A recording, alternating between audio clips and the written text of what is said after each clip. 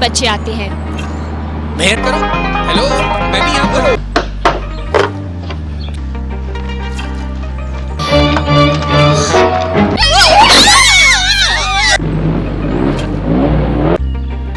ये चाहिए तुम्हें? हाँ लो ना, भूख लगी। से ऐसे तूफान से डरती हूँ। क्या? Double sixes. मैं फिर से रोल करूंगी। खैर, तुम्हें मुझसे क्या चाहिए? बस ये रात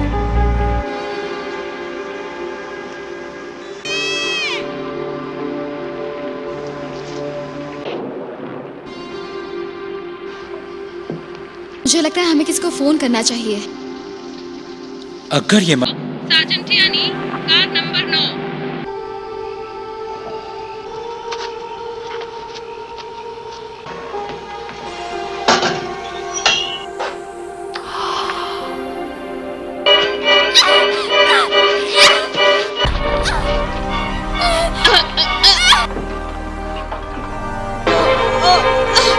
How are you all doing today? Today we are stepping into the eerie story of Camp Crystal Lake, a place that looks peaceful on the surface but hides a dark and terrifying past.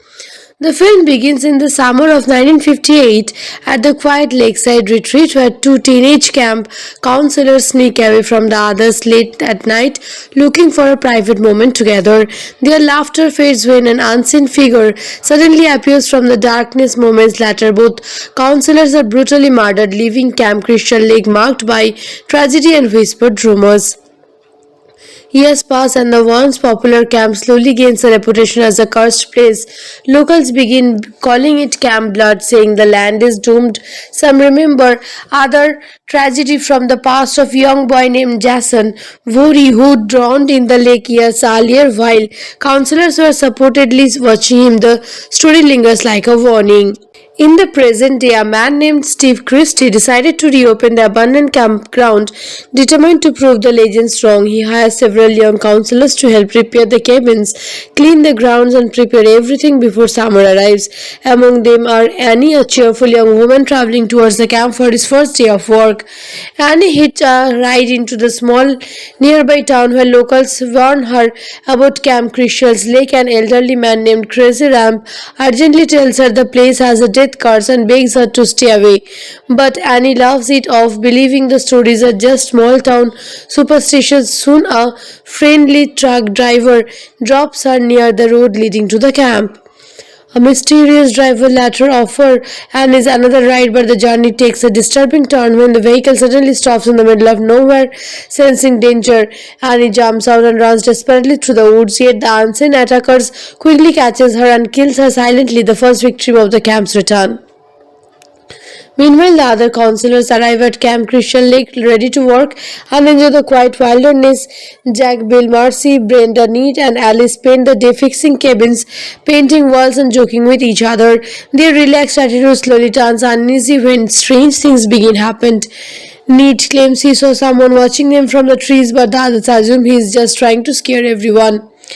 As evening falls, a violent storm begins, pouring rain over the isolated camp. Steve leaves temporarily to handle business in town, promising he will return later. That night, the counselors relax inside the cabins, playing games, cooking food, and enjoying music, unaware that someone is already hiding nearby, watching even they move. One by one, small movements hint that something is terribly wrong. A door creaked open in the wind, distant footsteps echo outside, and shadows move where no one should be. The counselors try to ignore the uneasy feeling, believing the storm and isolation are simply playing tricks on their minds. Later that night, Need wanders away from the others after noticing something strange near one of the empty cabins. Curious and slightly amused, he sleeps inside to investigate. The others assume he is joking again, but Need never return unaware of what had happened. Jack and Marcy share quiet moments together while Bill, Alice, and Brenda continue talking about the camp's creepy reputation. Outside, the rain keeps falling, and the dark forest surrounding Crystal Lake grows even more ominous as an uneven killer moves silently between the cabins, preparing to strike again while the other counselors remain trapped inside the storm, unaware that the nightmare of Camp Crystal Lake has only just begun, and before the night is over, the peaceful campground will turn into a place of terror where survival becomes the only thing that matters for those still alive, as the killer awaits patiently in the darkness, watching, listening, and choosing the next moment to attack while the storm rings louder around the silent lake, hiding terrible secrets beneath its black water, where the legend of Jason still lingers like a shadow over every cabin and every trembling breath takes by the counselors who do not know that their lives are about to spiral into a desperate fight to survive the nightmare unfolding around them. As the rain continues pouring over Camp Crystal Lake, the tension slowly tightens like a trap. Inside one of the cabins, Jack and Marcy talk quietly about the strange feeling the camp gives them. Marcy nervously mentions the legend of Jason Voorhees and wonders if the old stories could somehow be true. Jack laughs it off, trying to lighten the mood, but the uneasy silence that follows suggests that neither of them truly feels safe anymore. Meanwhile, Bill steps outside to check on the generator after the power flickers during the storm. The camp is almost completely silent except for the sound of rain hitting the trees and the distant rumble of thunder. As Bill walks through the muddy ground toward the generator shed, he doesn't realize that someone is quickly watching him from the darkness between the cabins. Back inside, Marcy goes to the bathroom while Jack lies down to the bunk bed waiting for her. The storm grows louder and the wind rattles the thin cabin walls. Suddenly, the unseen killer enters the room without a sound. Before Jack can react, the attacker drives an arrow upward through the bed from underneath, killing him instantly. Marcy, unaware of what has happened, returns to the bathroom area. While washing her face, she hears something behind her. She slowly turns around only to see the killer standing there. Within seconds, the attacker brutally strikes her down. Elsewhere, Alice and Bill continue searching for their missing friends, growing increasingly worried when no one responds to their calls. Brenda, meanwhile, hears a childlike voice crying for help outside in the storm. Thinking someone may be hurt, she grabs a flashlight and runs towards the archery range. The rain pours heavily as she searches through the dark woods, calling out into the night. But the voice suddenly stops, leaving only the sound of thunder. Moments later, Brenda is violently attacked and killed. Back near the cabins, Bill checks the power lines again but never returns. When Alice finally goes searching for him, she discovers his body pinned to the cabin door with arrows, confirming that something truly horrifying is happening at the camp. Terrified and alone, Alice tries to stay calm while the storm continues dragging around her. Soon after, a car arrives at the camp. Relieved, Alice runs outside hoping it might be Steve returning. Instead, a middle-aged woman calmly steps out of vehicle. She introduced herself as Mrs. Voorhees and says she used to know the camp many years ago. At first, Alice feels comforted by the presence of another adult, but that feeling quickly fades when Mrs. Voorhees begins speaking strangely about the past. Her voice grows bitter as she explains that her son Jason drowned in Crystal Lake back in 1957 because the counselors were too busy having fun instead of watching him. She blames the camp and everyone connected it to his death. Slowly, Alice realizes the horrifying truth. Mrs. Voorhees reveals that she has been killing the counselors to avenge her son. Suddenly, the grieving mother snaps into a violent rage and attacks Alice with a knife. Alice manages to escape and runs through the dark forest as the storm continues. The chase becomes desperate as Mrs. Voorhees relentlessly hunts her across the campgrounds. They fight near the beach, struggling over weapons and trying to overpower each other. Finally, during the struggle, Alice grabs a machete and swings it in a moment of pure survival instinct. The blade strikes Mrs. Voorhees, ending the terrifying night. Exhausted and traumatized, Alice drifts alone on a small canoe in the calm morning lake as the storm finally fades. Just when it seems the nightmare finally over, the peaceful water suddenly erupts. A decomposed childlike figure bursts out of the lake and drags Alice underwater.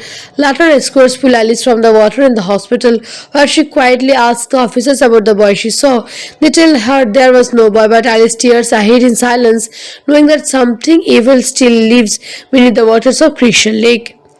Many viewers still ask questions after watching the movie. One common question is whether Alice really saw Jason jump from the lake at the end. Some people believe it was simply a nightmare caused by trauma and excursions. Others think the scene hints that Jason somehow survived and remained connected to the lake. This mystery helped build the legends that continued throughout the latter films. If you enjoyed these films, there are several other classic horror films with a similar atmosphere of isolation and suspense. Movies like Halloween 1978, A Nightmare on Elm Street 1984, and The Texas Chainsaw Massacre 1974 also helped define the golden age of splatter horror. Each one brings its own style of fear but shares the same intense feeling of danger and survival. Personally, this film deserves a strong rating because of its impact on horror cinema. Even though it was made with a small budget, it created a legacy that lasted decades. My personal rating for Friday the 13th Part I is 8 out of 10 for its suspenseful storytelling, creative effects, and unforgettable twist ending. If you enjoy movie story explanations and horror film breakdowns like this, make sure to subscribe to the channel. How are you all doing today? Today we are stepping into the eerie story of Camp Crystal Lake, a place that looks peaceful on the surface but hides a dark and terrifying past. The film begins in the summer of 1958 at the quiet lakeside retreat where two teenage camp counselors sneak away from the others late at night looking for a private moment together. Their laughter fades when an unseen figure suddenly appears from the darkness. Moments later, both counselors are brutally murdered, leaving Camp Crystal Lake marked by tragedy and whispered rumors. Years pass and the once popular camp slowly gains a reputation as a cursed place. Locals begin calling it Camp Blood, saying the land is doomed. Some remember other tragedy from the past of young boy named Jason Voorhees who drowned in the lake years earlier. While counselors were supportedly watching him, the story lingers like a warning. In the present day, a man named Steve Christie decided to reopen the abandoned campground. Determined to prove the legends wrong, he hires several young counselors to help repair the cabins, clean the grounds, and prepare everything before summer arrives. Among them are Annie, a cheerful young woman traveling towards the camp for his first day of work. Annie hitched a ride into the small nearby town where locals warn her about Camp Crystal's Lake. An elderly man named Crazy Ramp urgently tells her the place has a death curse and begs her to stay away. But Annie laughs it off, believing the stories are just small town superstitions. Soon a friendly truck driver drops her near the road leading to the camp. A mysterious driver later offers Annie's another ride, but the journey takes a disturbing turn when the vehicle suddenly stops in the middle of nowhere. Sensing danger, Annie jumps out and runs desperately through the woods, yet the unseen attackers quickly catches her and kills her silently, the first victim of the camp's return. Meanwhile, the other counselors arrive at Camp Crystal Lake ready to work and enjoy the quiet wilderness. Jack, Bill, Marcy, Brenda, Nate, and Alice spend the day fixing cabins, painting walls, and joking with each other. Their relaxed attitude slowly turns uneasy when strange things begin to happen. Nate claims he saw someone watching them from the trees, but the others assume he is just trying to scare everyone. As evening falls, a violent storm begins, pouring rain over the isolated camp. Steve leaves temporarily to handle business in town, promising he will return later.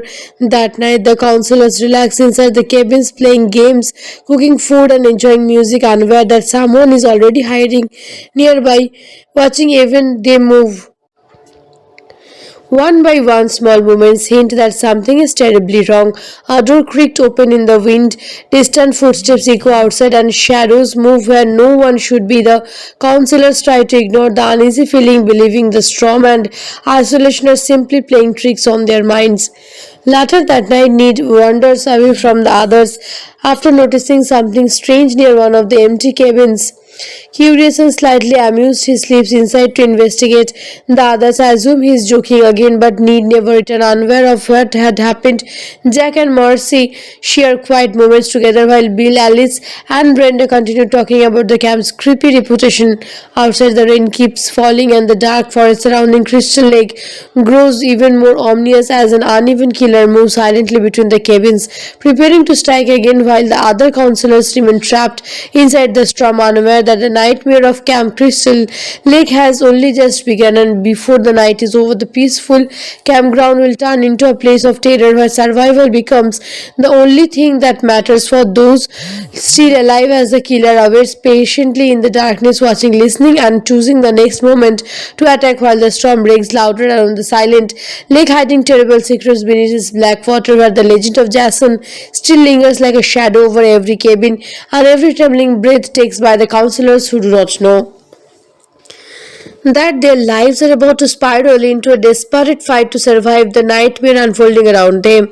As the rain continues pouring over Camp Crystal Lake, the tension slowly tightens like a trap. Inside one of the cabins, Jack and Marcy talk quietly about the strange feeling the camp gives them.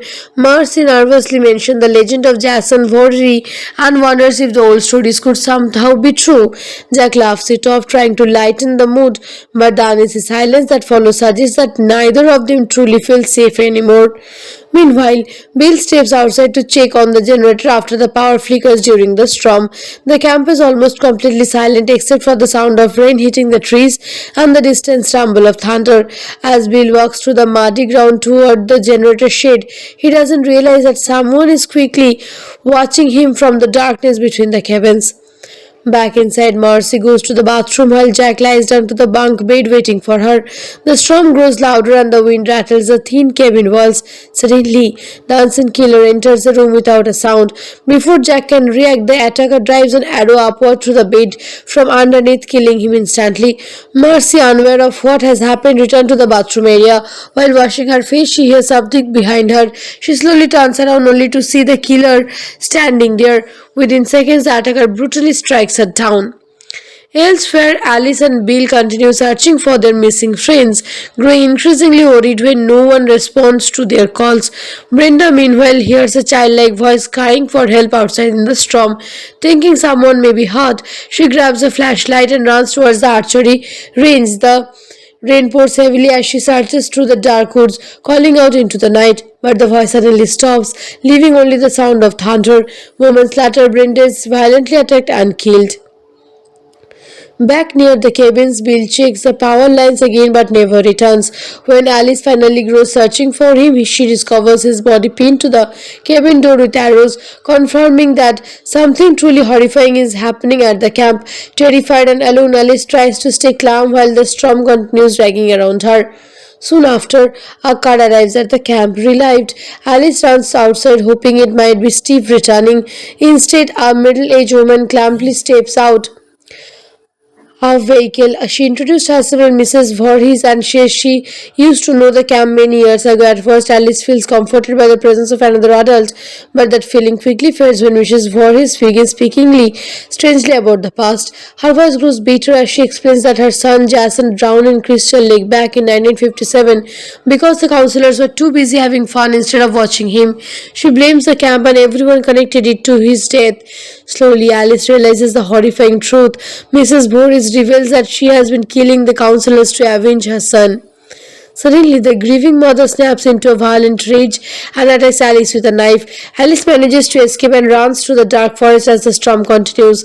The chase becomes desperate as Mrs. Voorhees relentlessly hunts her across the campgrounds. They fight near the beach, struggling over weapons and trying to overpower each other. Finally, during the struggle, Alice grabs a machete and swings it in a moment of pure survival instinct. The blade strikes Mrs. Voorhees, ending the terrifying night. Exhausted and traumatized, Alice drifts alone on a small canoe in the calm morning lake as the storm finally fades.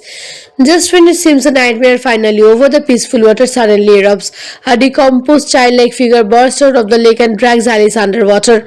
Later, escorts pull Alice from the water in the hospital, where she quietly asks the officers about the boy she saw. They tell her there was no boy, but Alice stares ahead in silence, knowing that something evil still lives beneath the waters of Crystal Lake. Many viewers still ask questions after watching the movie. One common question is whether Alice really saw Jason jump from the lake at the end. Some people believe it was simply a nightmare caused by trauma and excursions. Others think the scene hints that Jason somehow survived and remained connected to the lake. This mystery helped build the legends that continue throughout the latter films. If you enjoyed these films, there are several other classic horror films with a similar atmosphere of isolation and suspense.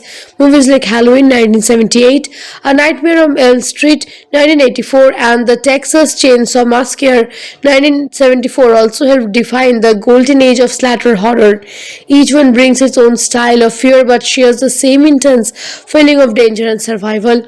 Personally, this film deserves a strong rating because of its impact on horror cinema. Even though it was made with a small budget, it created a legacy that lasted decades.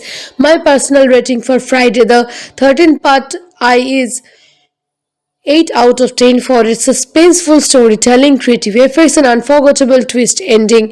If you enjoy movie story explanations and horror film breakdowns like this, make sure to subscribe to the channel. How are you all doing today? Today we are stepping into the eerie story of Camp Crystal Lake, a place that looks peaceful on the surface but hides a dark and terrifying past. The film begins in the summer of 1958 at the quiet lakeside retreat where two teenage camp counselors sneak away from the others late at night looking for a private moment together. Their laughter fades when an unseen figure suddenly appears from the darkness. Moments later, both counselors are brutally murdered, leaving Camp Crystal Lake marked by tragedy and whispered rumors. Years pass and the once popular camp slowly gains a reputation as a cursed place. Locals begin calling it Camp Blood, saying the land is doomed. Some remember other tragedy from the past of a young boy named Jason Voorhees who drowned in the lake years earlier. While counselors were supportedly watching him, the story lingers like a warning. In the present day, a man named Steve Christie decided to reopen the abandoned campground. Determined to prove the legends wrong, he hires several young counselors to help repair the cabins, clean the grounds, and prepare everything before summer arrives. Among them are Annie, a cheerful young woman traveling towards the camp for his first day of work. Annie hitched a ride into the small nearby town where locals warn her about Camp Crystal's Lake. An elderly man named Crazy Ramp urgently tells her the place has a death curse and begs her to stay away.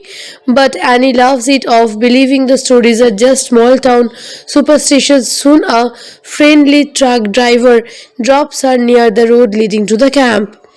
A mysterious driver later offers Annie's another ride, but the journey takes a disturbing turn when the vehicle suddenly stops in the middle of nowhere. Sensing danger, Annie jumps out and runs desperately through the woods, yet the unseen attackers quickly catches her and kills her silently, the first victim of the camp's return.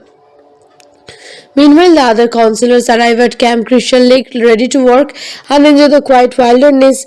Jack, Bill, Marcy, Brenda, Nate, and Alice spend the day fixing cabins, painting walls, and joking with each other. Their relaxed attitude slowly turns uneasy when strange things begin to happen. Nate claims he saw someone watching them from the trees, but the others assume he is just trying to scare everyone. As evening falls, a violent storm begins, pouring rain over the isolated camp. Steve leaves temporarily to handle business in town, promising he will return later. That night, the counselors relax inside the cabins, playing games, cooking food, and enjoying music, unaware that someone is already hiding nearby, watching even they move. One by one, small movements hint that something is terribly wrong. A door creaked open in the wind, distant footsteps echo outside, and shadows move where no one should be. The counselors try to ignore the uneasy feeling, believing the storm and isolation are simply playing tricks on their minds. Later that night, Ned wanders away from the others after noticing something strange near one of the empty cabins. Curious and slightly amused, he sleeps inside to investigate. The others assume he is joking again, but Ned never return, unaware of what had happened. Jack and Marcy share quiet moments together while Bill, Alice, and Brenda continue talking about the camp's creepy reputation. Outside, the rain keeps falling and the dark forest surrounding Crystal Lake grows even more ominous as an uneven killer moves silently between the cabins, preparing to strike again while the other counselors remain trapped inside the storm, unaware that the nightmare of Camp Crystal Lake has only just begun, and before the night is over, the peaceful campground will turn into a place of terror where survival becomes the only thing that matters for those still alive, as the killer awaits patiently in the darkness, watching, listening, and choosing the next moment to attack while the storm breaks louder around the silent lake, hiding terrible secrets beneath its black water, where the legend of Jason still lingers like a shadow over every cabin and every trembling breath takes by the counselors who do not know that their lives are about to spiral into a desperate fight to survive the nightmare unfolding around them. As the rain continues pouring over Camp Christian Lake, the tension slowly tightens like a trap. Inside one of the cabins, Jack and Marcy talk quietly about the strange feeling the camp gives them. Marcy nervously mentions the legend of Jason Voorhees and wonders if the old stories could somehow be true. Jack laughs it off, trying to lighten the mood, but the uneasy silence that follows suggests that neither of them truly feel safe anymore. Meanwhile, Bill steps outside to check on the generator after the power flickers during the storm. The camp is almost completely silent except for the sound of rain hitting the trees and the distant rumble of thunder. As Bill walks through the muddy ground toward the generator shed, he doesn't realize that someone is quickly watching him from the darkness between the cabins. Back inside, Marcy goes to the bathroom while Jack lies down to the bunk bed waiting for her.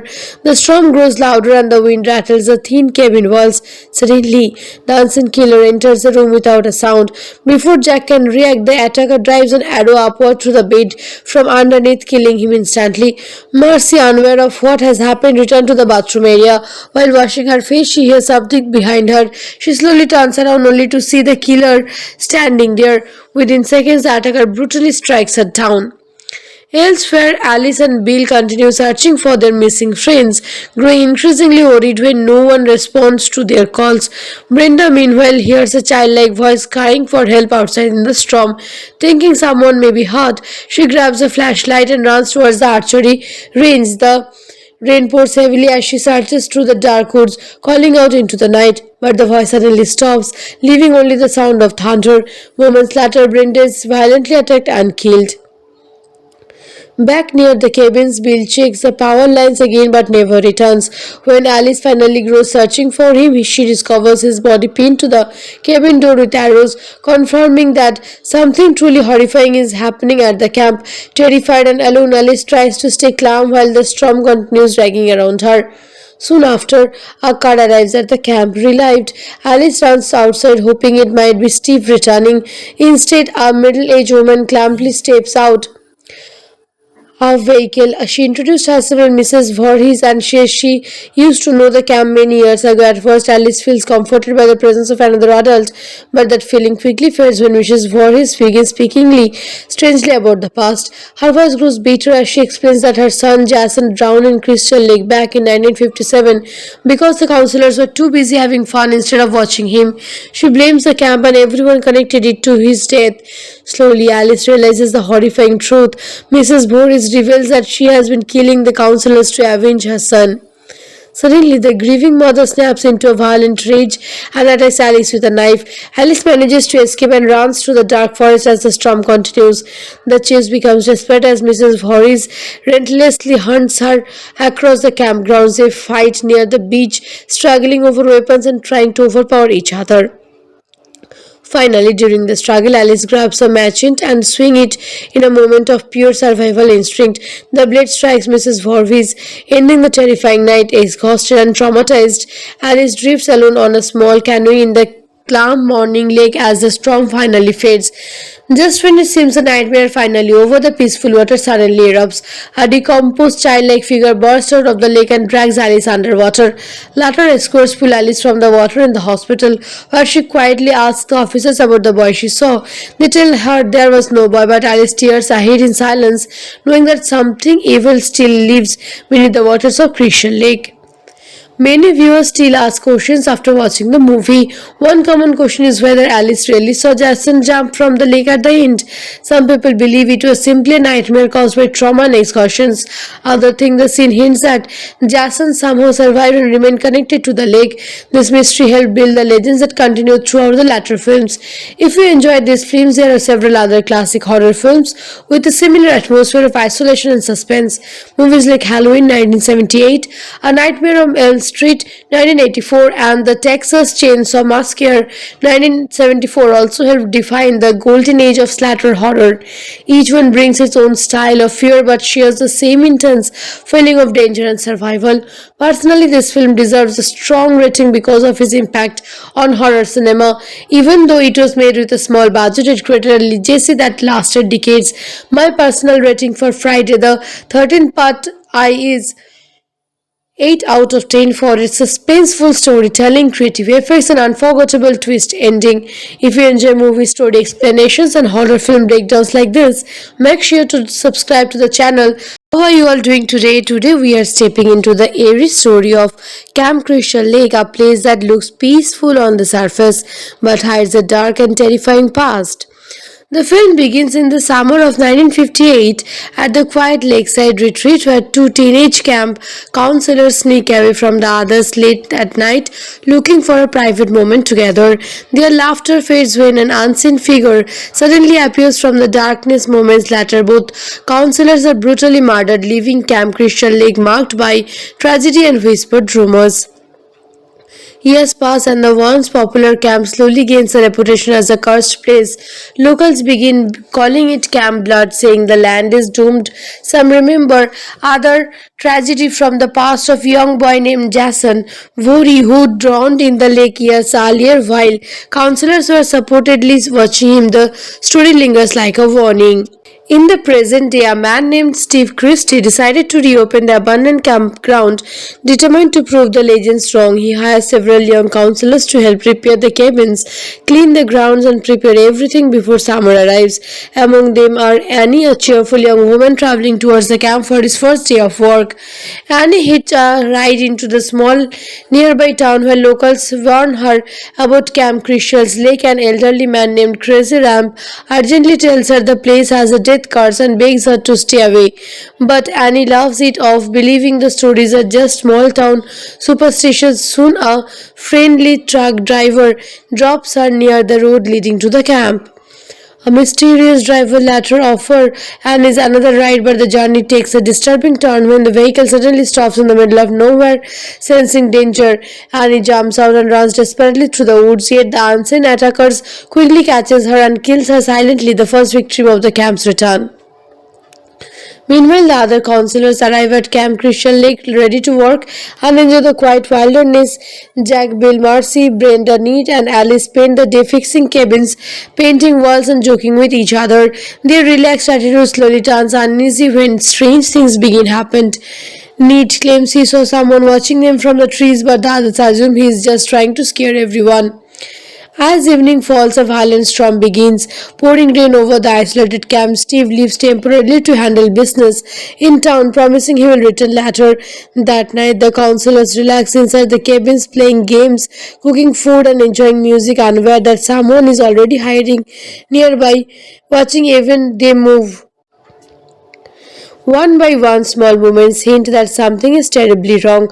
A door creaked open in the wind, distant footsteps echo outside, and shadows move where no one should be. The counselors try to ignore the uneasy feeling, believing the storm and isolation are simply playing tricks on their minds.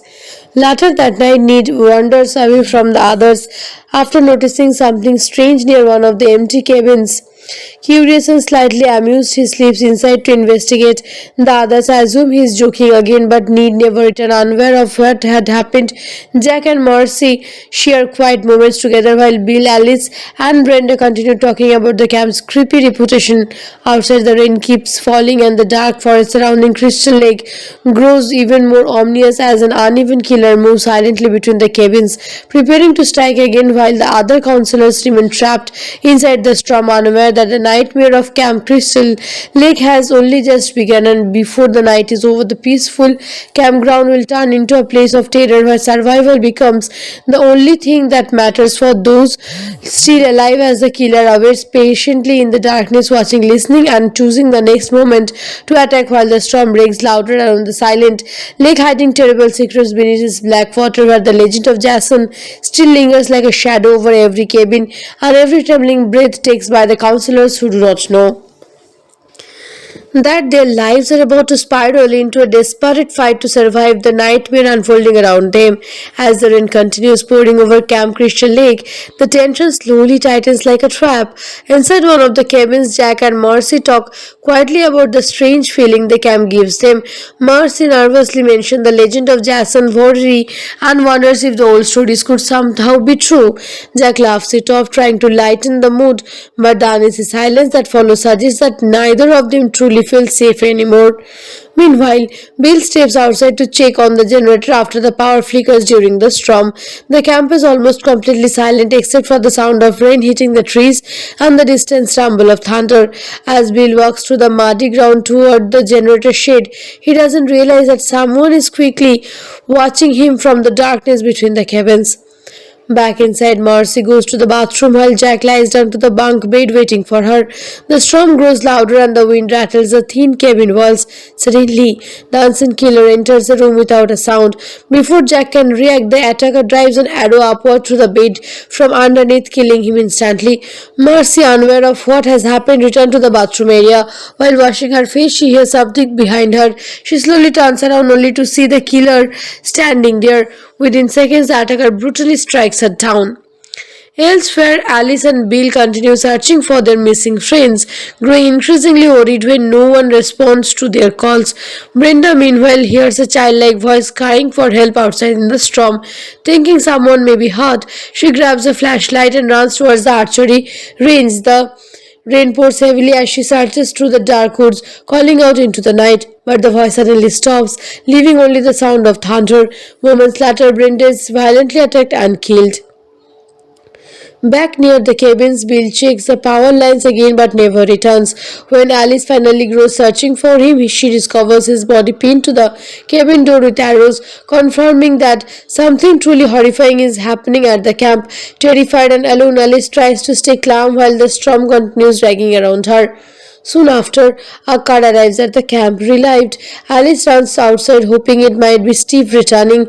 Instead, a middle-aged woman calmly steps out of vehicle. She introduced herself as Mrs. Voorhees and says she used to know the camp many years ago. At first, Alice feels comforted by the presence of another adult, but that feeling quickly fades when Mrs. Voorhees begins speaking strangely about the past. Her voice grows bitter as she explains that her son Jason drowned in Crystal Lake back in 1957 because the counselors were too busy having fun instead of watching him.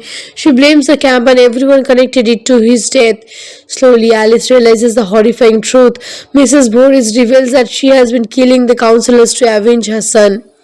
Suddenly, the grieving mother snaps into a violent rage and attacks Alice with a knife. Alice manages to escape and runs through the dark forest as the storm continues.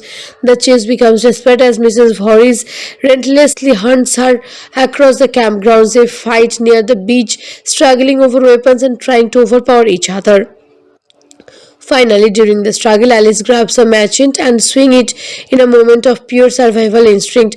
The blade strikes Mrs. Voorhees, ending the terrifying night. Exhausted and traumatized, Alice drifts alone on a small canoe in the calm morning lake as the storm finally fades.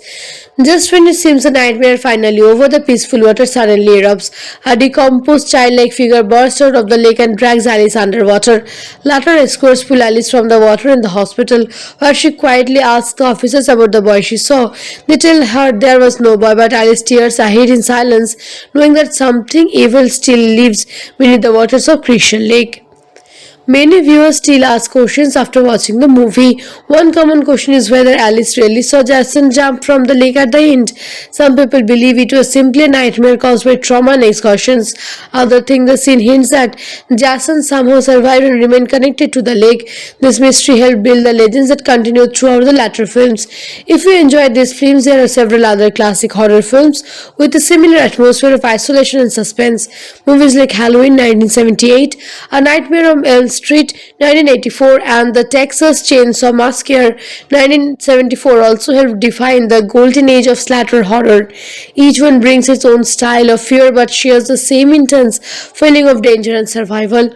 Personally, this film deserves a strong rating because of its impact on horror cinema. Even though it was made with a small budget, it created a legacy that lasted decades. My personal rating for Friday the 13th Part I is 8 out of 10 for its suspenseful storytelling, creative effects, and unforgettable twist ending. If you enjoy movie story explanations and horror film breakdowns like this, make sure to subscribe to the channel. How are you all doing today? Today we are stepping into the eerie story of Camp Crystal Lake, a place that looks peaceful on the surface but hides a dark and terrifying past.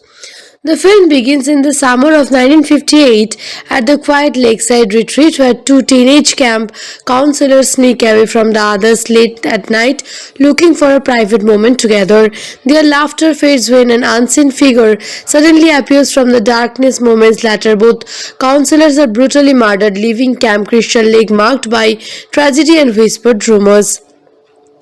Years pass and the once popular camp slowly gains a reputation as a cursed place. Locals begin calling it Camp Blood, saying the land is doomed.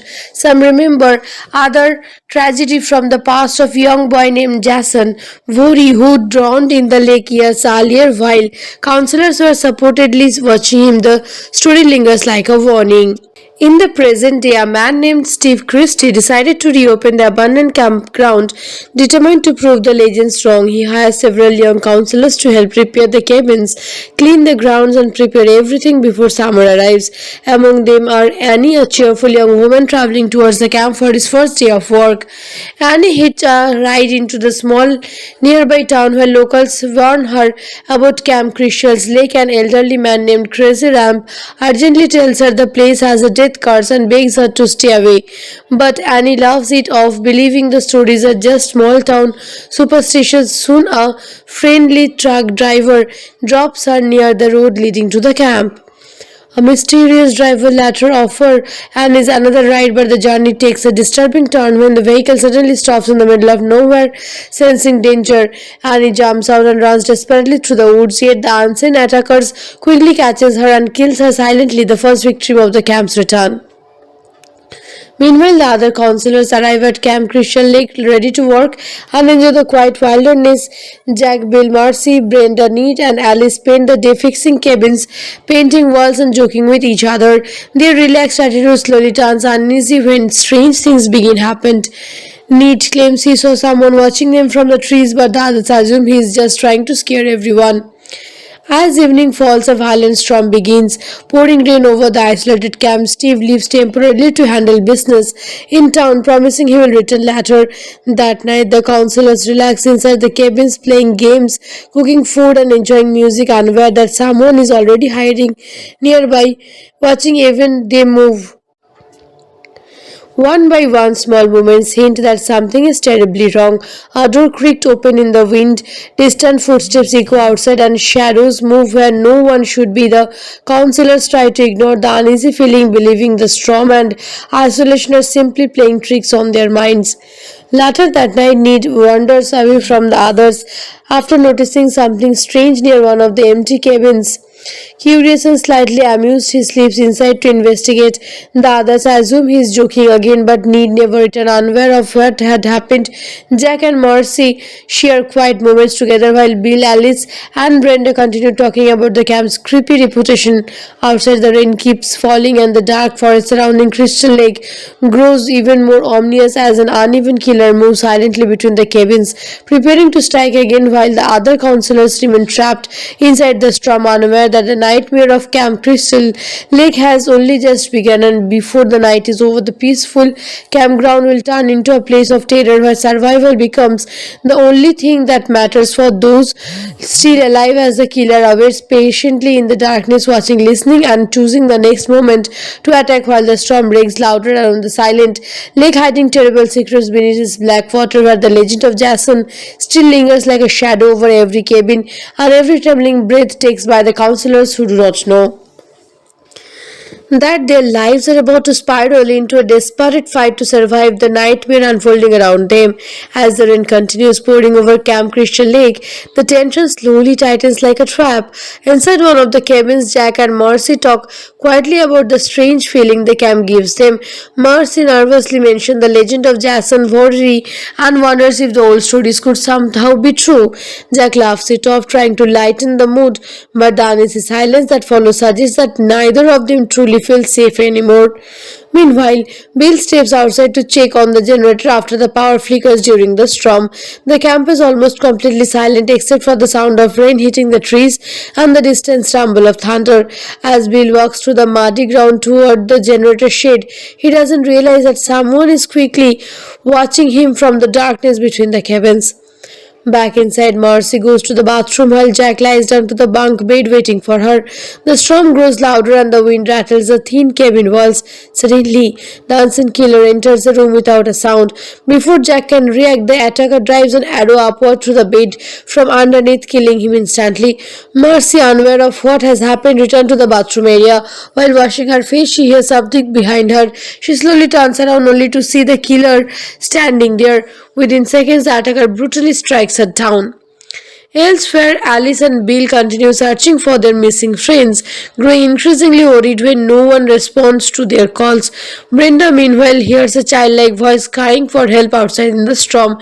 Thinking someone may be hurt, she grabs a flashlight and runs towards the archery range. The rain pours heavily as she searches through the dark woods, calling out into the night. But the voice suddenly stops, leaving only the sound of thunder. Moments later, Brenda is violently attacked and killed.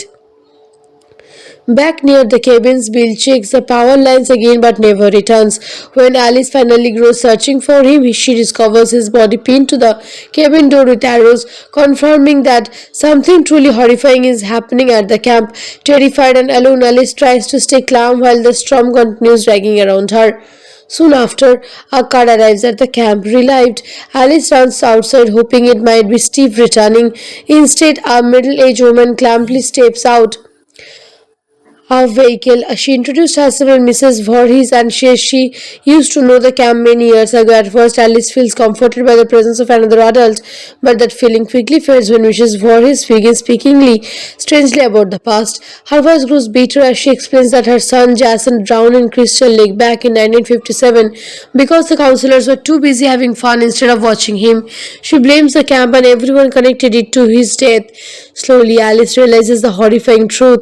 Mrs. Voorhees reveals that she has been killing the counselors to avenge her son. Suddenly, the grieving mother snaps into a violent rage and attacks Alice with a knife. Alice manages to escape and runs through the dark forest as the storm continues.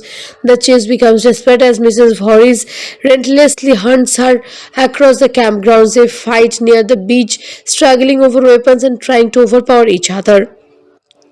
Finally, during the struggle, Alice grabs a machete and swings it in a moment of pure survival instinct. The blade strikes Mrs. Voorhees, ending the terrifying night. Exhausted and traumatized, Alice drifts alone on a small canoe in the calm morning lake as the storm finally fades. Just when it seems the nightmare finally over, the peaceful water suddenly erupts.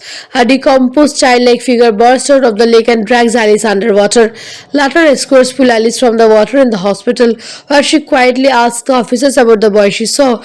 They tell her there was no boy, but Alice stares ahead in silence, knowing that something evil still lives beneath the waters of Crystal Lake. Many viewers still ask questions after watching the movie. One common question is whether Alice really saw Jason jump from the lake at the end. Some people believe it was simply a nightmare caused by trauma and excursions. Others think the scene hints that Jason somehow survived and remained connected to the lake. This mystery helped build the legends that continue throughout the latter films. If you enjoyed these films, there are several other classic horror films with a similar atmosphere of isolation and suspense. Movies like Halloween 1978, A Nightmare on Elm Street 1984, and The Texas Chainsaw Massacre 1974 also helped define the golden age of splatter horror. Each one brings its own style of fear but shares the same intense feeling of danger and survival. Personally, this film deserves a strong rating because of its impact on horror cinema. Even though it was made with a small budget, it created a legacy that lasted decades. My personal rating for Friday the 13th Part I is 8 out of 10 for its suspenseful storytelling, creative effects, and unforgettable twist ending. If you enjoy movie story explanations and horror film breakdowns like this, make sure to subscribe to the channel. How are you all doing today? Today we are stepping into the eerie story of Camp Crystal Lake, a place that looks peaceful on the surface but hides a dark and terrifying past. The film begins in the summer of 1958 at the quiet lakeside retreat where two teenage camp counselors sneak away from the others late at night looking for a private moment together. Their laughter fades when an unseen figure suddenly appears from the darkness. Moments later, both counselors are brutally murdered, leaving Camp Crystal Lake marked by tragedy and whispered rumors.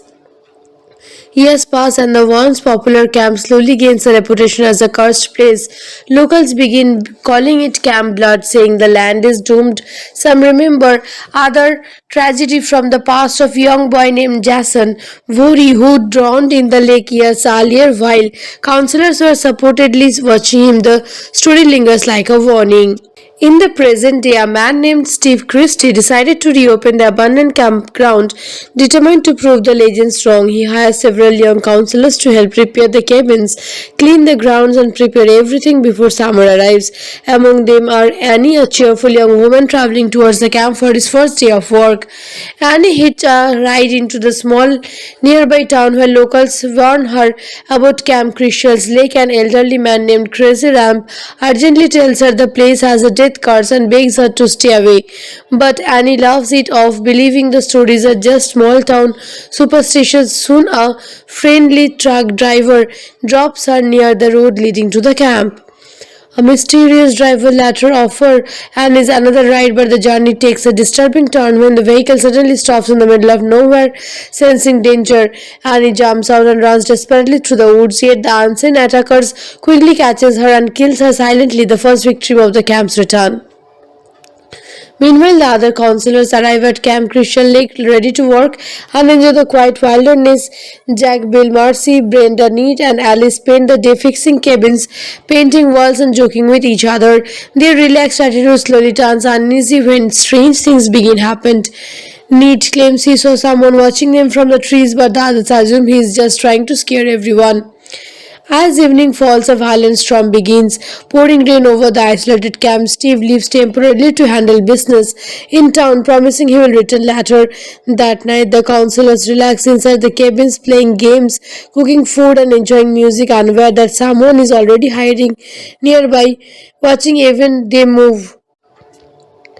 One by one, small movements hint that something is terribly wrong. A door creaked open in the wind, distant footsteps echo outside, and shadows move where no one should be. The counselors try to ignore the uneasy feeling, believing the storm and isolation are simply playing tricks on their minds. Later that night, Ned wanders away from the others after noticing something strange near one of the empty cabins. Curious and slightly amused, he slips inside to investigate. The others assume he is joking again, but Ned never returns, unaware of what had happened. Jack and Marcy share quiet moments together while Bill, Alice, and Brenda continue talking about the camp's creepy reputation.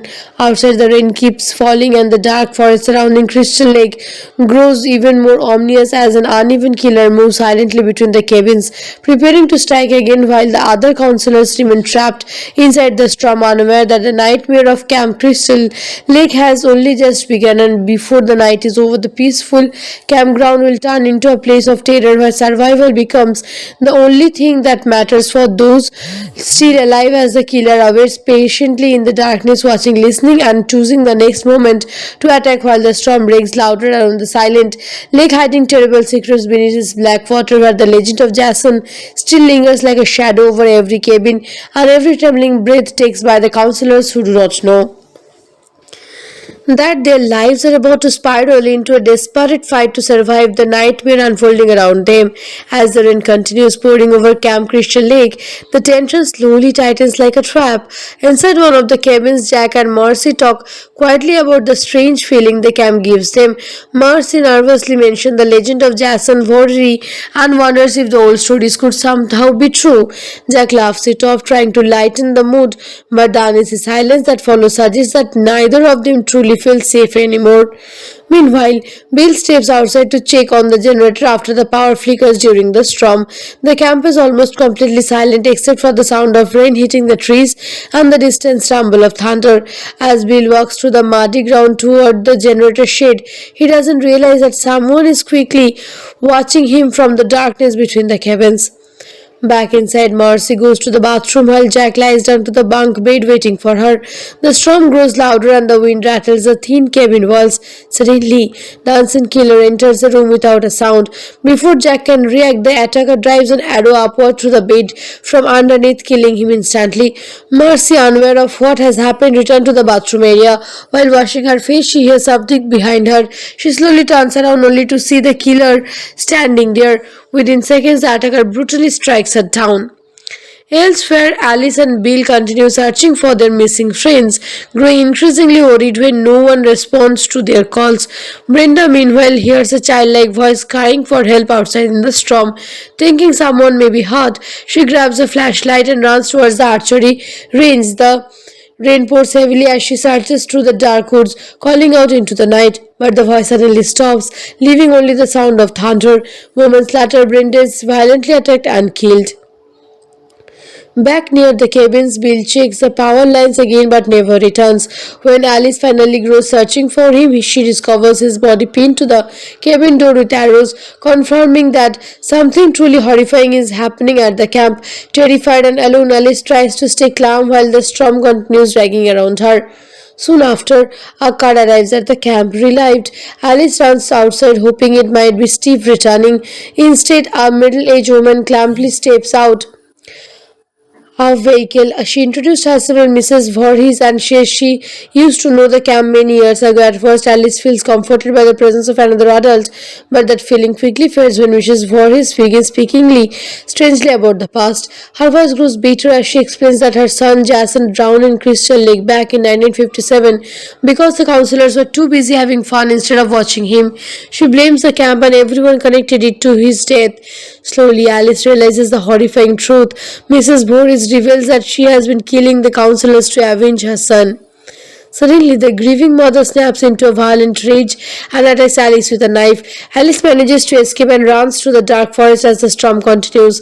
The chase becomes desperate as Mrs. Voorhees relentlessly hunts her across the campgrounds. They fight near the beach, struggling over weapons and trying to overpower each other. Finally, during the struggle, Alice grabs a machete and swings it in a moment of pure survival instinct. The blade strikes Mrs. Voorhees, ending the terrifying night. Exhausted and traumatized, Alice drifts alone on a small canoe in the calm morning lake as the storm finally fades. Just when it seems the nightmare finally over, the peaceful water suddenly erupts. A decomposed childlike figure bursts out of the lake and drags Alice underwater. Later, escorts pull Alice from the water in the hospital, where she quietly asks the officers about the boy she saw. They tell her there was no boy, but Alice stares ahead in silence, knowing that something evil still lives beneath the waters of Crystal Lake. Many viewers still ask questions after watching the movie. One common question is whether Alice really saw Jason jump from the lake at the end. Some people believe it was simply a nightmare caused by trauma and excursions.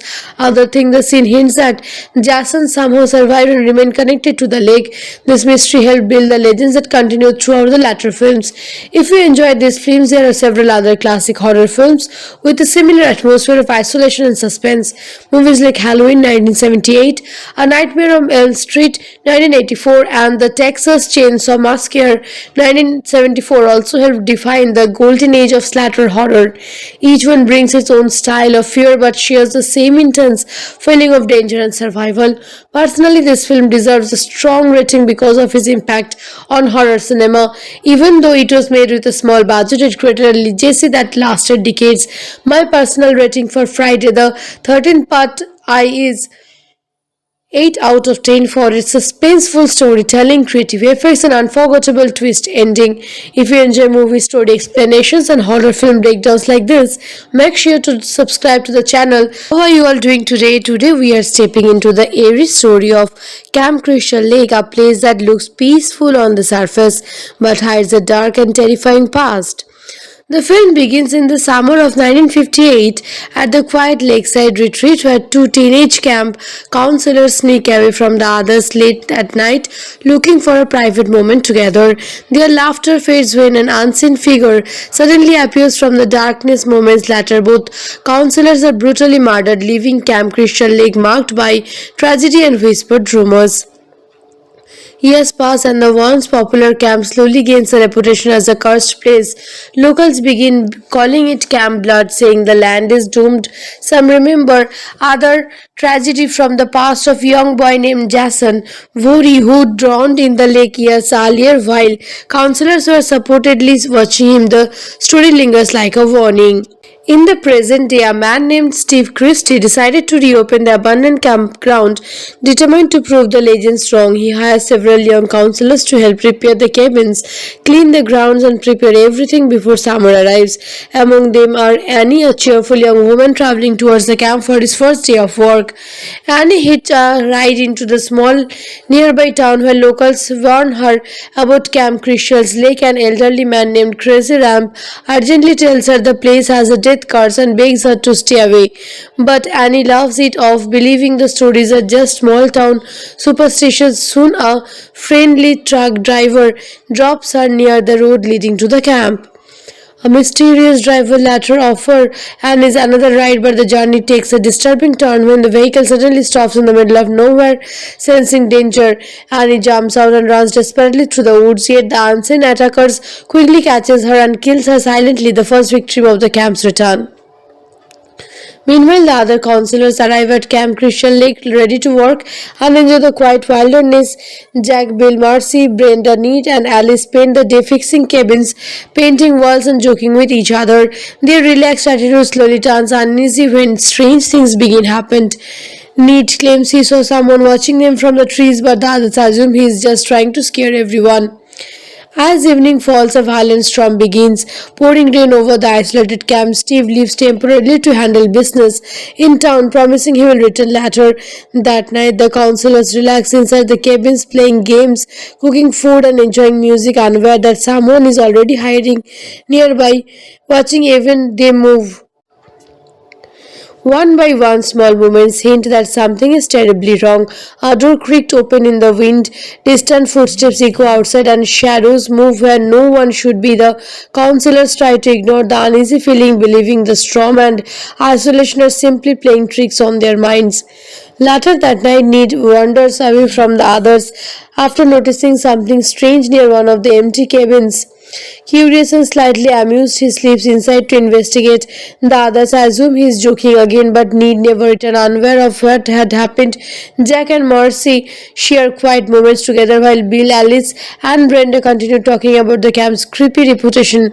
Outside, the rain keeps falling, and the dark forest surrounding Crystal Lake grows even more ominous as an uneven killer moves silently between the cabins, preparing to strike again while the other counselors remain trapped inside the storm, unaware that that the nightmare of Camp Crystal Lake has only just begun, and before the night is over, the peaceful campground will turn into a place of terror where survival becomes the only thing that matters for those still alive, as the killer awaits patiently in the darkness, watching, listening, and choosing the next moment to attack while the storm breaks louder around the silent lake, hiding terrible secrets beneath its black water, where the legend of Jason still lingers like a shadow over every cabin and every trembling breath takes by the counselors who do not know that their lives are about to spiral into a desperate fight to survive the nightmare unfolding around them. As the rain continues pouring over Camp Crystal Lake, the tension slowly tightens like a trap. Inside one of the cabins, Jack and Marcy talk quietly about the strange feeling the camp gives them. Marcy nervously mentions the legend of Jason Voorhees and wonders if the old stories could somehow be true. Jack laughs it off, trying to lighten the mood, but the uneasy silence that follows suggests that neither of them truly feel safe anymore. Meanwhile, Bill steps outside to check on the generator after the power flickers during the storm. The camp is almost completely silent except for the sound of rain hitting the trees and the distant rumble of thunder. As Bill walks through the muddy ground toward the generator shed, he doesn't realize that someone is quickly watching him from the darkness between the cabins. Back inside, Marcy goes to the bathroom while Jack lies down to the bunk bed waiting for her. The storm grows louder and the wind rattles the thin cabin walls. Suddenly, the unseen killer enters the room without a sound. Before Jack can react, the attacker drives an arrow upward through the bed from underneath, killing him instantly. Marcy, unaware of what has happened, returns to the bathroom area. While washing her face, she hears something behind her. She slowly turns around only to see the killer standing there. Within seconds, the attacker brutally strikes her down. Elsewhere, Alice and Bill continue searching for their missing friends, growing increasingly worried when no one responds to their calls. Brenda, meanwhile, hears a childlike voice crying for help outside in the storm. Thinking someone may be hurt, she grabs a flashlight and runs towards the archery range. The rain pours heavily as she searches through the dark woods, calling out into the night. But the voice suddenly stops, leaving only the sound of thunder. Moments later, Brenda is violently attacked and killed. Back near the cabins, Bill checks the power lines again but never returns. When Alice finally goes searching for him, she discovers his body pinned to the cabin door with arrows, confirming that something truly horrifying is happening at the camp. Terrified and alone, Alice tries to stay calm while the storm continues dragging around her. Soon after, a car arrives at the camp. Relieved, Alice runs outside hoping it might be Steve returning.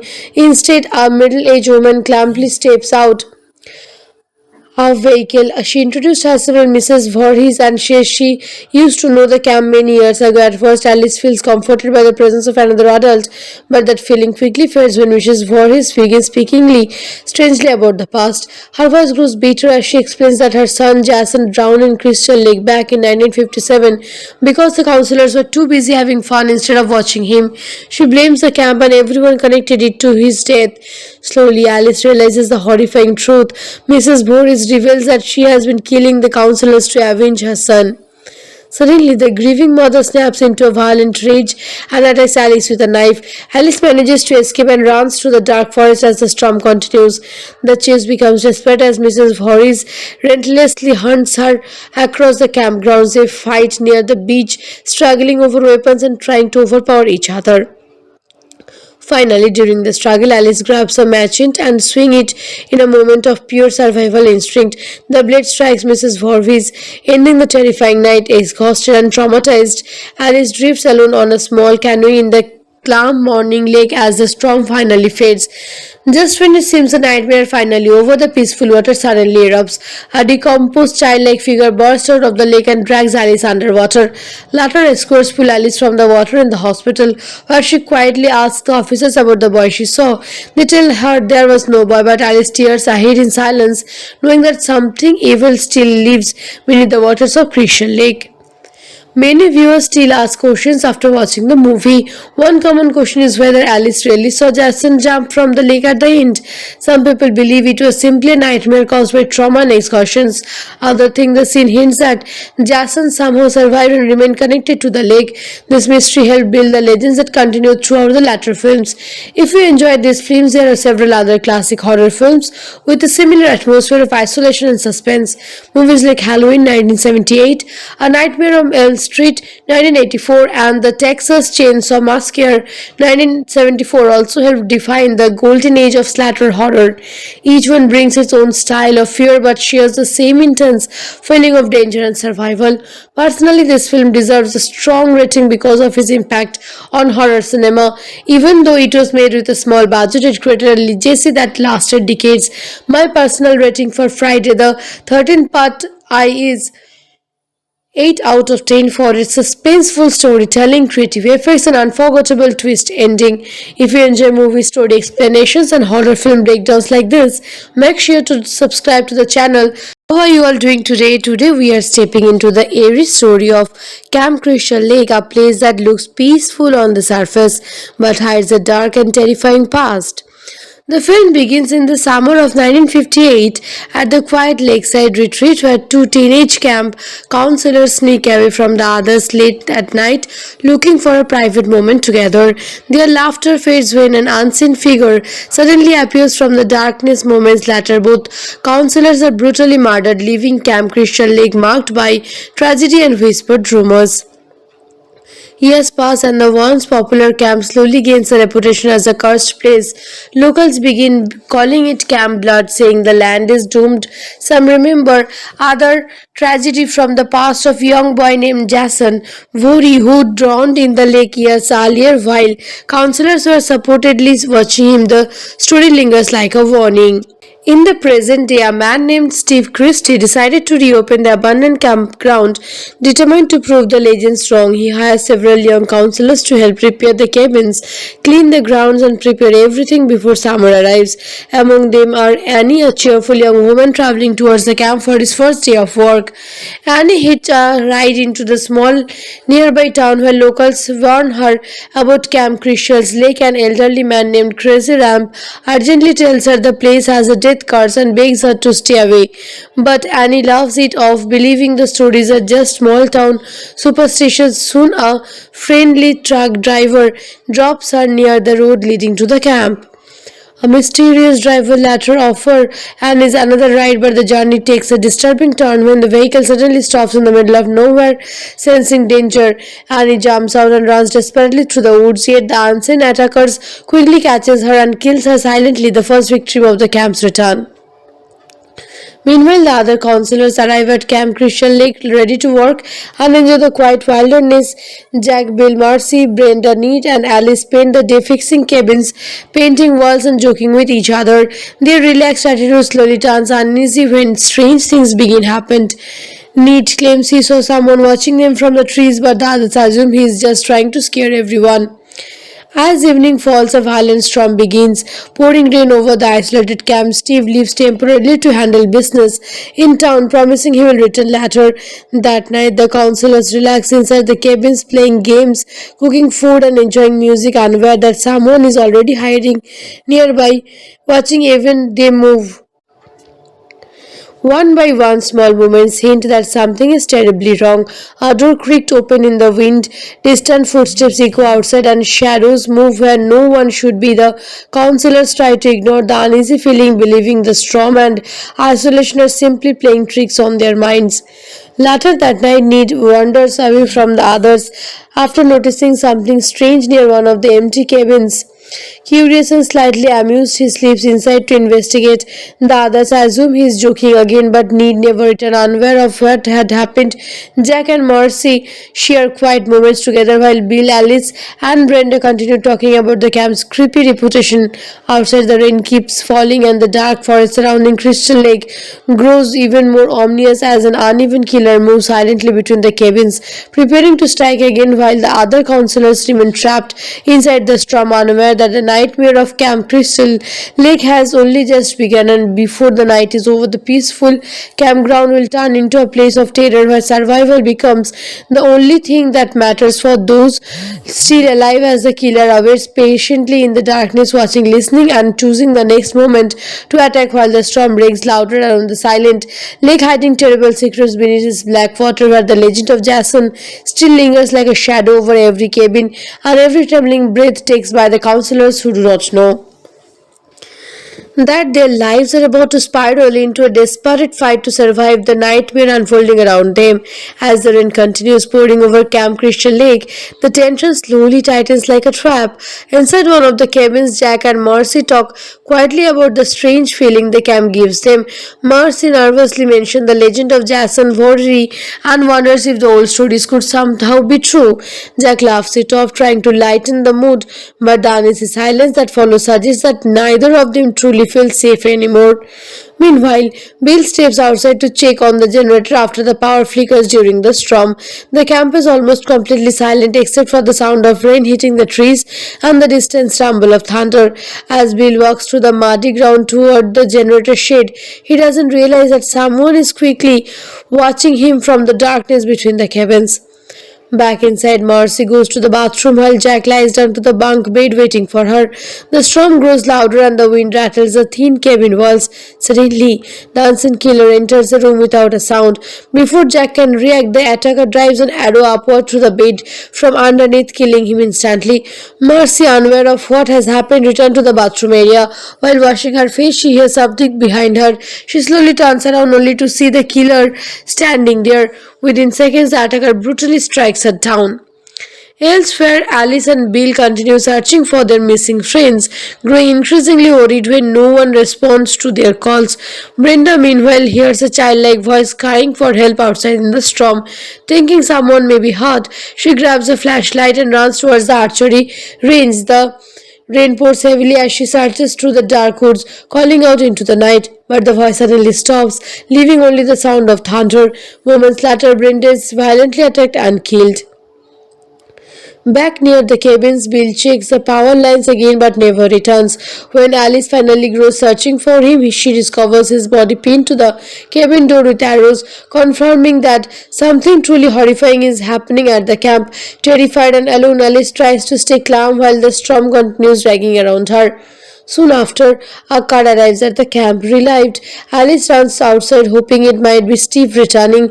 Instead, a middle-aged woman calmly steps out of vehicle. She introduced herself as Mrs. Voorhees and says she used to know the camp many years ago. At first, Alice feels comforted by the presence of another adult, but that feeling quickly fades when Mrs. Voorhees begins speaking strangely about the past. Her voice grows bitter as she explains that her son Jason drowned in Crystal Lake back in 1957 because the counselors were too busy having fun instead of watching him. She blames the camp and everyone connected it to his death. Slowly, Alice realizes the horrifying truth. Mrs. Voorhees reveals that she has been killing the counselors to avenge her son. Suddenly, the grieving mother snaps into a violent rage and attacks Alice with a knife. Alice manages to escape and runs through the dark forest as the storm continues. The chase becomes desperate as Mrs. Voorhees relentlessly hunts her across the campgrounds. They fight near the beach, struggling over weapons and trying to overpower each other. Finally, during the struggle, Alice grabs a machete and swings it in a moment of pure survival instinct. The blade strikes Mrs. Voorhees, ending the terrifying night. Exhausted and traumatized, Alice drifts alone on a small canoe in the calm morning lake as the storm finally fades. Just when it seems the nightmare finally over, the peaceful water suddenly erupts.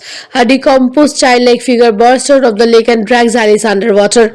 Later, escorts pull Alice from the water in the hospital, where she quietly asks the officers about the boy she saw. They tell her there was no boy, but Alice tears ahead in silence, knowing that something evil still lives beneath the waters of Crystal Lake. Many viewers still ask questions after watching the movie. One common question is whether Alice really saw Jason jump from the lake at the end. Some people believe it was simply a nightmare caused by trauma and excursions. Others think the scene hints that Jason somehow survived and remained connected to the lake. This mystery helped build the legends that continue throughout the latter films. If you enjoyed these films, there are several other classic horror films with a similar atmosphere of isolation and suspense. Movies like Halloween 1978, A Nightmare on Elm Street 1984, and The Texas Chainsaw Massacre 1974 also helped define the golden age of splatter horror. Each one brings its own style of fear but shares the same intense feeling of danger and survival. Personally, this film deserves a strong rating because of its impact on horror cinema. Even though it was made with a small budget, it created a legacy that lasted decades. My personal rating for Friday the 13th Part I is 8 out of 10 for its suspenseful storytelling, creative effects, and unforgettable twist ending. If you enjoy movie story explanations and horror film breakdowns like this, make sure to subscribe to the channel. How are you all doing today? Today we are stepping into the eerie story of Camp Crystal Lake, a place that looks peaceful on the surface but hides a dark and terrifying past. The film begins in the summer of 1958 at the quiet lakeside retreat where two teenage camp counselors sneak away from the others late at night looking for a private moment together. Their laughter fades when an unseen figure suddenly appears from the darkness. Moments later, both counselors are brutally murdered, leaving Camp Crystal Lake marked by tragedy and whispered rumors. Years pass and the once popular camp slowly gains a reputation as a cursed place. Locals begin calling it Camp Blood, saying the land is doomed. Some remember other tragedy from the past of young boy named Jason Voorhees who drowned in the lake years earlier. While counselors were supportedly watching him, the story lingers like a warning. In the present day, a man named Steve Christie decided to reopen the abandoned campground. Determined to prove the legends wrong, he hires several young counselors to help repair the cabins, clean the grounds, and prepare everything before summer arrives. Among them are Annie, a cheerful young woman traveling towards the camp for his first day of work. Annie hitched a ride into the small nearby town where locals warn her about Camp Crystal's Lake. An elderly man named Crazy Ramp urgently tells her the place has a death curse and begs her to stay away. But Annie laughs it off, believing the stories are just small town superstitions. Soon a friendly truck driver drops her near the road leading to the camp. A mysterious driver later offers Annie's another ride, but the journey takes a disturbing turn when the vehicle suddenly stops in the middle of nowhere. Sensing danger, Annie jumps out and runs desperately through the woods, yet the unseen attackers quickly catches her and kills her silently, the first victim of the camp's return. Meanwhile, the other counselors arrive at Camp Crystal Lake ready to work and enjoy the quiet wilderness. Jack, Bill, Marcy, Brenda, Nate, and Alice spend the day fixing cabins, painting walls, and joking with each other. Their relaxed attitude slowly turns uneasy when strange things begin happen. Nate claims he saw someone watching them from the trees, but the others assume he is just trying to scare everyone. As evening falls, a violent storm begins, pouring rain over the isolated camp. Steve leaves temporarily to handle business in town, promising he will return later. That night, the counselors relax inside the cabins, playing games, cooking food, and enjoying music, unaware that someone is already hiding nearby, watching even they move. One by one, small movements hint that something is terribly wrong. A door creaked open in the wind, distant footsteps echo outside, and shadows move where no one should be. The counselors try to ignore the uneasy feeling, believing the storm and isolation are simply playing tricks on their minds. Later that night, Ned wanders away from the others after noticing something strange near one of the empty cabins. Curious and slightly amused, he slips inside to investigate. The others assume he is joking again, but Ned never returns, unaware of what had happened. Jack and Marcy share quiet moments together while Bill, Alice, and Brenda continue talking about the camp's creepy reputation. Outside, the rain keeps falling, and the dark forest surrounding Crystal Lake grows even more ominous as an uneven killer moves silently between the cabins, preparing to strike again while the other counselors remain trapped inside the storm, unaware that the night nightmare of Camp Crystal Lake has only just begun, and before the night is over, the peaceful campground will turn into a place of terror where survival becomes the only thing that matters for those still alive, as the killer awaits patiently in the darkness, watching, listening, and choosing the next moment to attack while the storm breaks louder around the silent lake, hiding terrible secrets beneath its black water, where the legend of Jason still lingers like a shadow over every cabin and every trembling breath takes by the counselors who do not know that their lives are about to spiral into a desperate fight to survive the nightmare unfolding around them. As the rain continues pouring over Camp Crystal Lake, the tension slowly tightens like a trap. Inside one of the cabins, Jack and Marcy talk quietly about the strange feeling the camp gives them. Marcy nervously mentions the legend of Jason Voorhees and wonders if the old stories could somehow be true. Jack laughs it off, trying to lighten the mood, but the uneasy silence that follows suggests that neither of them truly feel safe anymore. Meanwhile, Bill steps outside to check on the generator after the power flickers during the storm. The camp is almost completely silent except for the sound of rain hitting the trees and the distant rumble of thunder. As Bill walks through the muddy ground toward the generator shed, he doesn't realize that someone is quickly watching him from the darkness between the cabins. Back inside, Marcy goes to the bathroom while Jack lies down to the bunk bed waiting for her. The storm grows louder and the wind rattles the thin cabin walls. Suddenly, the unseen killer enters the room without a sound. Before Jack can react, the attacker drives an arrow upward through the bed from underneath, killing him instantly. Marcy, unaware of what has happened, returns to the bathroom area. While washing her face, she hears something behind her. She slowly turns around only to see the killer standing there. Within seconds, the attacker brutally strikes her down. Elsewhere, Alice and Bill continue searching for their missing friends, growing increasingly worried when no one responds to their calls. Brenda, meanwhile, hears a childlike voice crying for help outside in the storm. Thinking someone may be hurt, she grabs a flashlight and runs towards the archery range. The rain pours heavily as she searches through the dark woods, calling out into the night. But the voice suddenly stops, leaving only the sound of thunder. Moments later, Brenda is violently attacked and killed. Back near the cabins, Bill checks the power lines again but never returns. When Alice finally goes searching for him, she discovers his body pinned to the cabin door with arrows, confirming that something truly horrifying is happening at the camp. Terrified and alone, Alice tries to stay calm while the storm continues dragging around her. Soon after, a car arrives at the camp. Relieved, Alice runs outside hoping it might be Steve returning. Instead, a middle-aged woman calmly steps out of vehicle. She introduced herself as Mrs. Voorhees and says she used to know the camp many years ago. At first, Alice feels comforted by the presence of another adult, but that feeling quickly fades when Mrs. Voorhees begins speaking strangely about the past. Her voice grows bitter as she explains that her son Jason drowned in Crystal Lake back in 1957 because the counselors were too busy having fun instead of watching him. She blames the camp and everyone connected it to his death.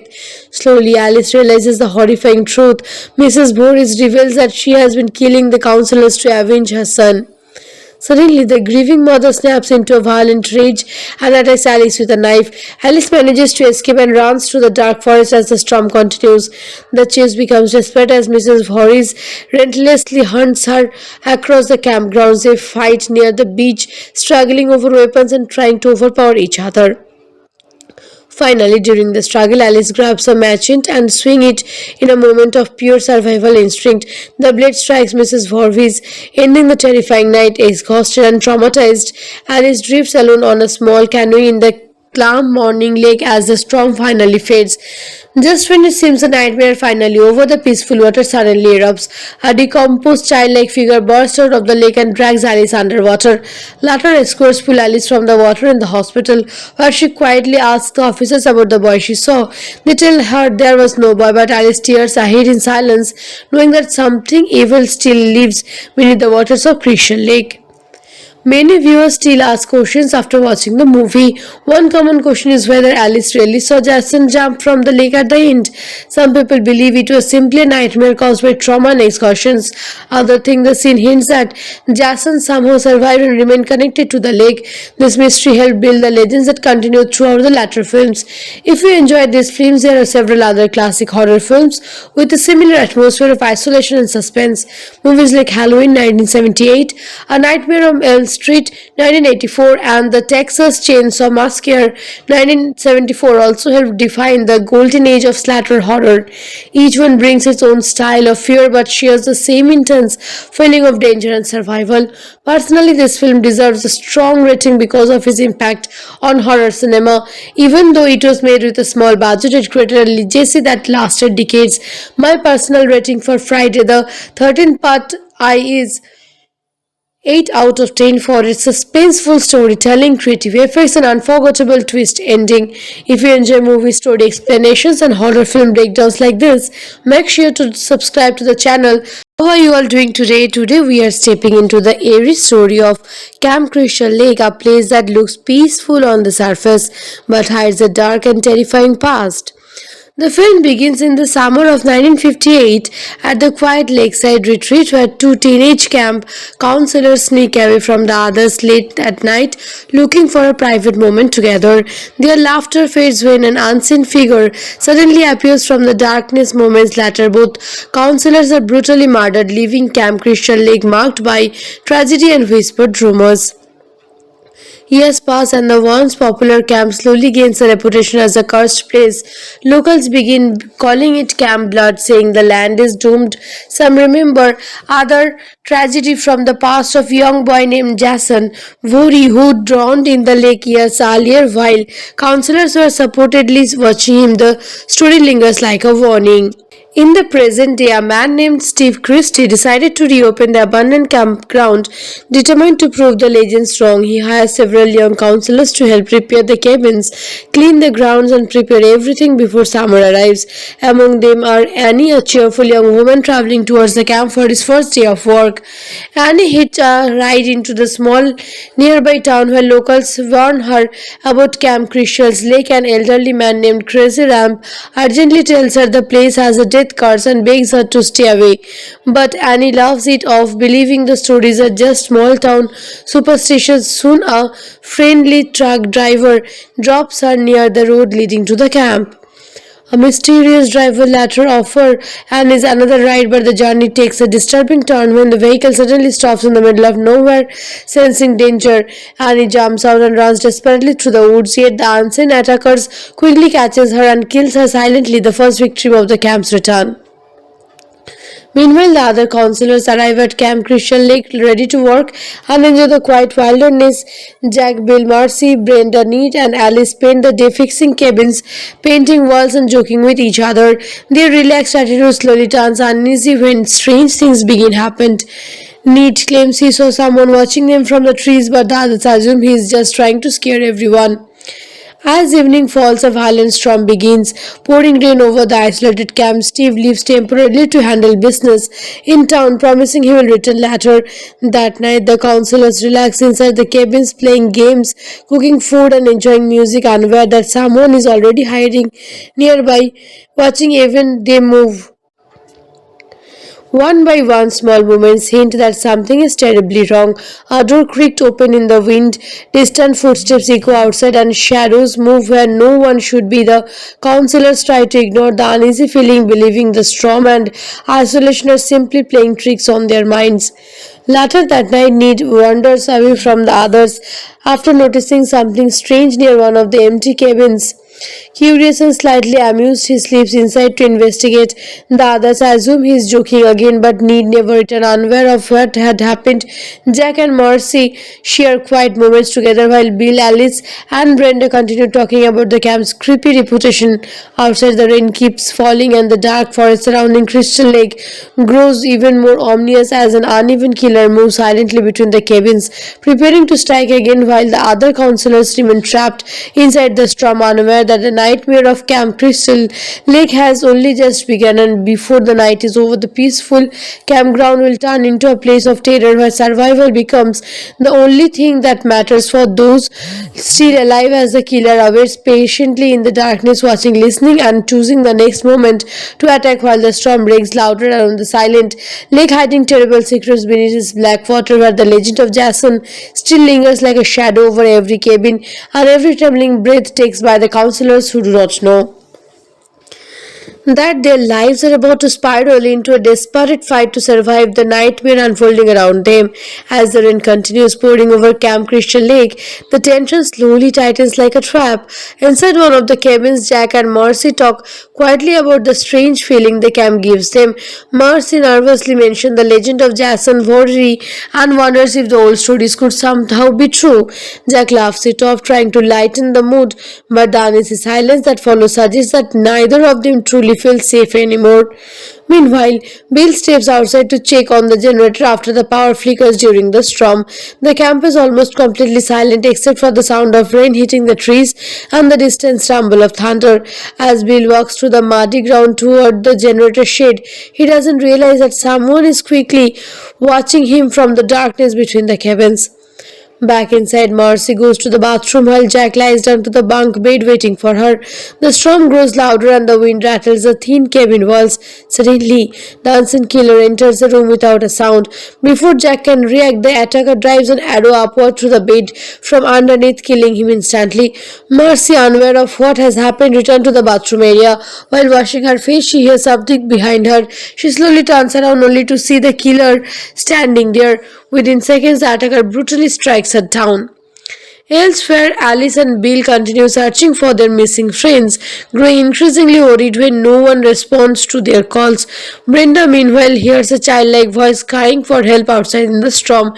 Thinking someone may be hurt, she grabs a flashlight and runs towards the archery range. The rain pours heavily as she searches through the dark woods, calling out into the night. But the voice suddenly stops, leaving only the sound of thunder. Moments later, Brenda is violently attacked and killed.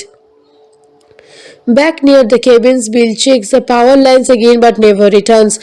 When Alice finally goes searching for him, she discovers his body pinned to the cabin door with arrows, confirming that something truly horrifying is happening at the camp. Terrified and alone, Alice tries to stay calm while the storm continues dragging around her. Soon after, a car arrives at the camp. Relieved, Alice runs outside, hoping it might be Steve returning.